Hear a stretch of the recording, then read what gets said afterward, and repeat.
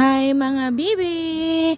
Welcome sa another day ng buhay ko. Ayan ang tropa, papuntang warehouse kung saan magaganap ang bodega sale. Pero bago makarating doon, dadaan muna tayo sa tinatawag na shortcut. Pero parang hindi shortcut.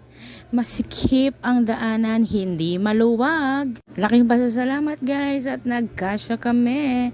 Alam niyo naman, ang team namin, team malalaki. Ayan si Hazel, may pagganon pa siya. Naka 5,000 step ako, shortcut nga siya.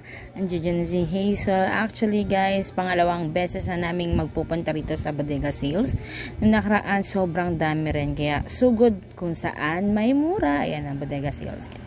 Nanonood ka talaga ng aking video, meron kaming inassemble before na center table dito yun guys. Pagpasok mo pa lang, maiengganyo ka na kagad bumili.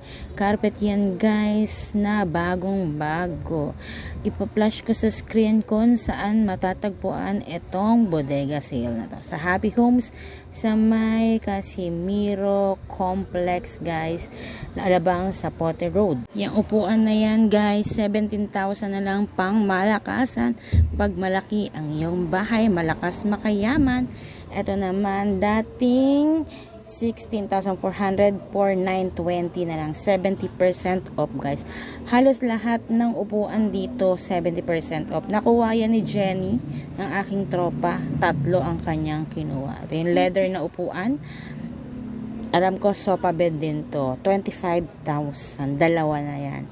Ayan ang lamesang sobrang solid. Dating 12,000 guys, 3,600 biruin nyo. 70% off talaga sa mga selected items. Ito naman yung foam na to, may spring yan siya. Apakalambot, dating 30,000, 9,000 na lang. Saan ka pa, diba guys? Every month nagsisale dito yung mga katrabaho namin. Last, grabe, marami silang nakuha. Yung upuan na gray, 500. Ito, tingnan niya. 1,800 na lang, dating 6,000. 70% off pa rin. Siyempre, marami din ditong sofa na set na katulad nito. Merong center table, tas cabinet sa gilid. Dating 30 plus, alam ko, ngayon parang 99 na lang. Oh, yun, tama nga ako. 70% off pa din, guys.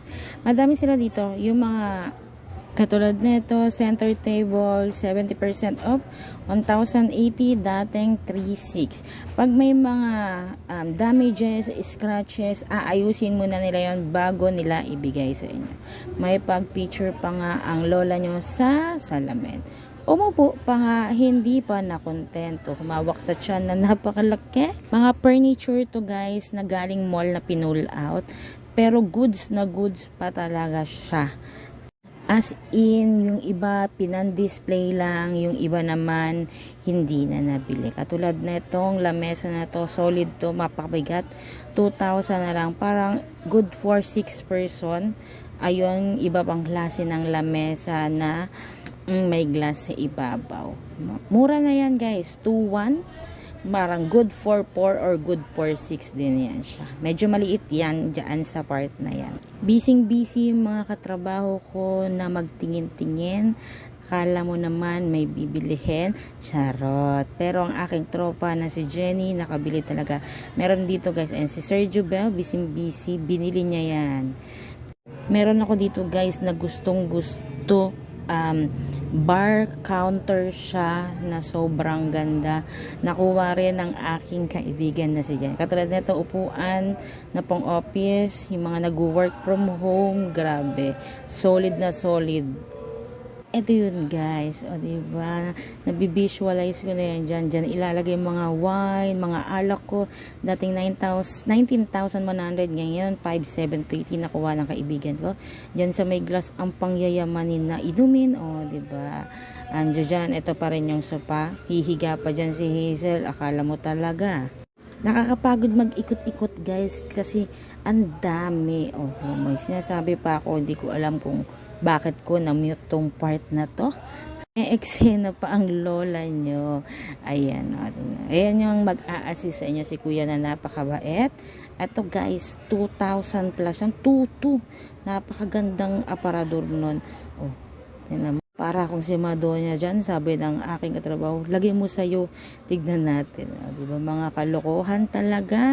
Napakaganda ng carpet na to, napakalambot. O bumagay pa yung buho ko sa carpet. Sobrang brand new yan guys, hindi pa daw nagagamit. Napakaraming sale, lalo na kung magsisimula ka pa lang sa pamilya at wala ka pang gamit. Marami kang makukuha dito. Meron din silang double deck na detachable yung iba. Pwedeng gawing single, pwedeng gawing double. Ano yan siya guys? Solid na kahoy yung ginamit. Pauwi na talaga kami niyan. Tinawag pa kami ng aming kasamahan.